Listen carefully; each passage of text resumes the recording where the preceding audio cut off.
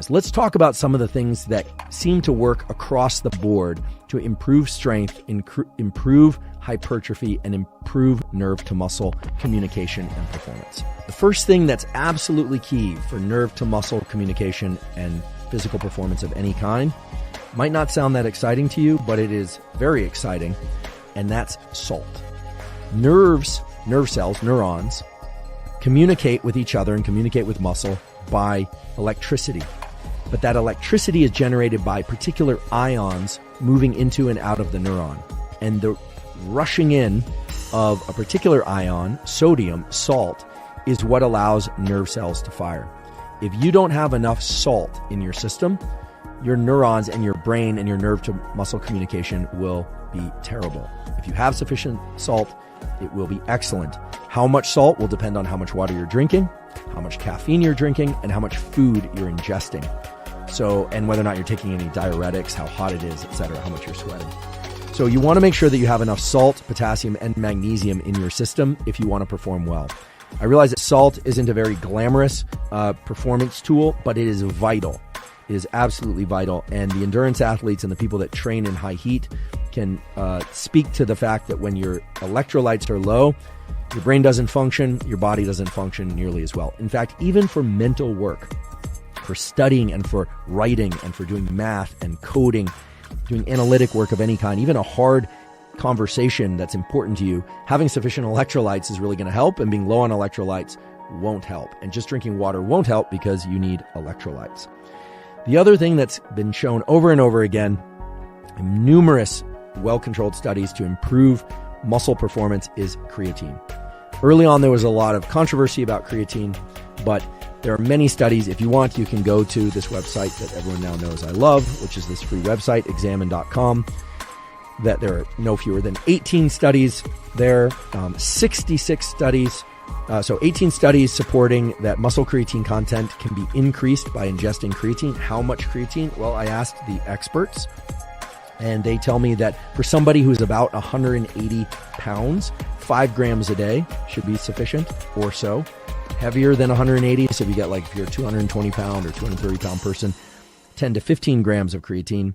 People lighter than 180 pounds, maybe 3 to 5 grams of creatine, or even 1 to 3 grams. Creatine is a fuel source for early in bouts of activity, for high intensity activity. It is also a fuel source for neurons in the brain, and it can have some cognitive enhancing effects. So creatine is a very interesting molecule. Early on, when it was released as a supplement, it was thought that you had to load it in higher dosages for a few days and then maintain it at lower dosages.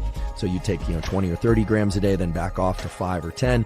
It doesn't seem to be the case that you can get all the benefits from taking the dosages at the low level I just mentioned a few moments ago as they relate to body weight throughout. So salt and electrolytes, absolutely key. You need those present. You need to be well hydrated. Creatine seems to have a performance enhancing effect. There are 66 studies, showing that power output is greatly increased, anywhere from 12 to 20%. And this is sprinting and running and jumping as well as weightlifting by creatine. The ability to hydrate your body is improved by creatine because of the way that it brings more water into cells of various kinds.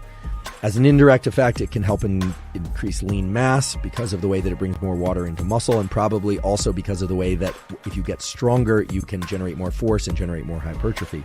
It reduces fatigue. 7 studies have shown that it reduces fatigue. There are even some interesting effects on improving cognition after traumatic brain injury, although that's a serious medical condition and situation, so you absolutely should talk to a board-certified physician before adding anything or taking anything out of your current regimen. There are a few other effects that are interesting and notable, but the big ones are the ones that I referred to before about increased power output, etc. And I just want to emphasize that creatine can increase this hormone that we talked about in the testosterone episode, dihydrotestosterone, which is testosterone converted by 5-alpha reductase into dihydrotestosterone. It's the more dominant androgen in humans, leads to increases in strength and libido and so forth. It also can increase male pattern baldness. Some people, not everybody, experience some hair loss with creatine. Other people don't. Some people experience accelerated beard growth because basically DHT has the opposite effect on hair follicles on the face as it does on the scalp. Some people don't. Women who ingest creatine, there are essentially no data showing that it increases hair loss or facial hair growth. But of course, everyone is different. So you can go to examine.com and you can explore those studies. So creatine, definitely a powerful performance enhancing molecule. The other one that personally I've never tried, but that seems to have very strong and well supported effects is beta-alanine. Now, beta-alanine is interesting because when you hear about weight training, you think about heavy deadlifts and bench presses, all that kind of stuff that people are doing. But beta-alanine seems to support exercise that is of slightly longer duration. So a mix of anaerobic and aerobic type movement. So these are physical performance in the 60 to 240 second range. So you can use your mind and kind of figure out, like things that weights of the, that limit you to 8 to 15 repetitions. Cardiovascular exercise of the sort like rowing or sprinting. So interval work. It seems to help with that kind of work. So we're not talking about long runs. We're not talking about heavy deadlifts. The standard dose is somewhere between 2 and 5 grams. Again, as always, check with a doctor. Make sure these things are safe for you. I'm not responsible for your health. You are. I don't say that just to protect me. I would say that also to protect you. But it really seems to improve muscular endurance, improve anaerobic running capacity, reduce fatigue. There are even some interesting effects on reduction of body fat and improvements in lean mass.